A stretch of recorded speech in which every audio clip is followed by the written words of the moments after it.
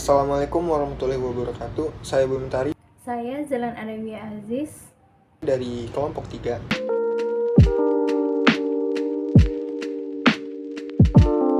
Nah, pertama-tama kita kenalin dulu yuk, apa itu konsep keluarga dalam Islam. Keluarga ialah unit utama dalam masyarakat yang interaksi antar anggotanya bersifat langsung. Al-Hashimi menyatakan, keberadaan anak di dalam keluarga membuat keluarga lebih hidup. Sebaliknya, ketiadaan anak dalam keluarga membuat keluarga terasa lebih hampa.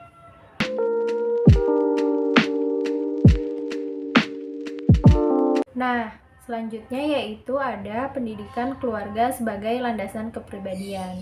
Manusia hidup di atas di dunia ini dikaruniai oleh Allah kemampuan yang sama.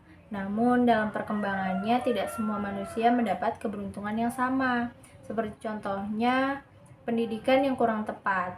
Maka dari itu perlunya dibentuk lembaga pendidikan dari keluarga itu sendiri.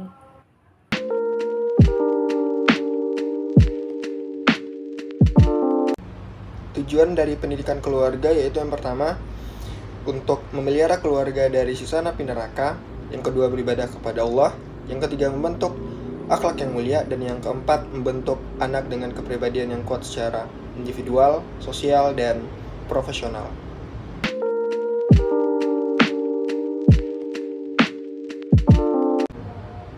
Fungsi lembaga pendidikan keluarga, yang pertama, wahana memperoleh pengalaman pertama yang kondusif, yang kedua terciptanya kematangan emosional anak, yang ketiga wahana pendidikan moral bagi anak, yang keempat wahana untuk membekali anak sikap-sikap sosial yang mulia dan mengenal serta taat beribadah kepada Allah Subhanahu wa taala.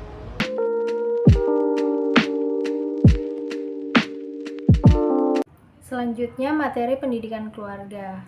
Yang pertama yaitu ada materi penguasaan diri. Orang tua melatih anak secara instruksi maupun demokrasi. Yang kedua yaitu ada materi nilai.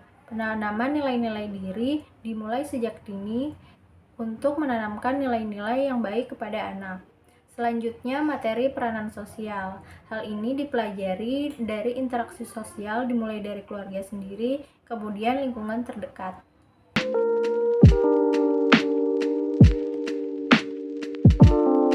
Adapun metode-metode yang bisa diberikan sebagai pendidikan keluarga, yaitu pertama metode keteladanan, bisa dimulai dari orang tua, metode pembiasaan, metode pembinaan, dan metode kisah.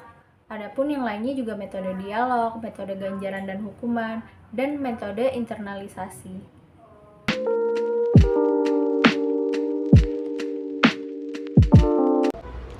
Pendidikan keluarga dalam membangun generasi Islam penerus bangsa adalah sebagai seorang muslim, kewajiban kita adalah menciptakan generasi Islam penerus bangsa berdasarkan Al-Quran dan Sunnah Nabi Shallallahu Alaihi Wasallam, dan dapat dimulai dari keluarga masing-masing.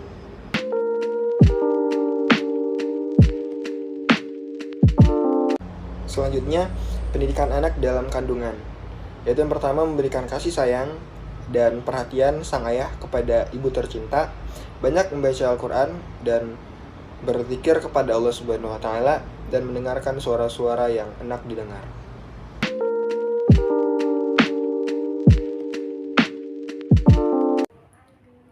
Nah, untuk pendidikan anak usia dini bisa dimulai dari menggembirakan orang yang melahirkan, lalu menyerukan azan dan iqomah. Lalu bisa juga mentahnik bayi dan mendoakannya, memberi nama yang baik, dan akikah juga mencukur rambut bayi.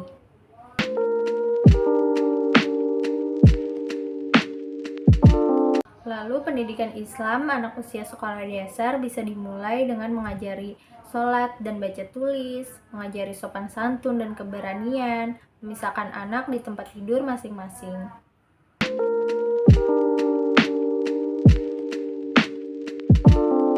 Lalu ada pendidikan Islam terhadap remaja. Bisa diberikan kebebasan yang tentunya terbatas. Lalu mengadakan komunikasi secara timbal balik. Jadi dari orang tua kepada anak.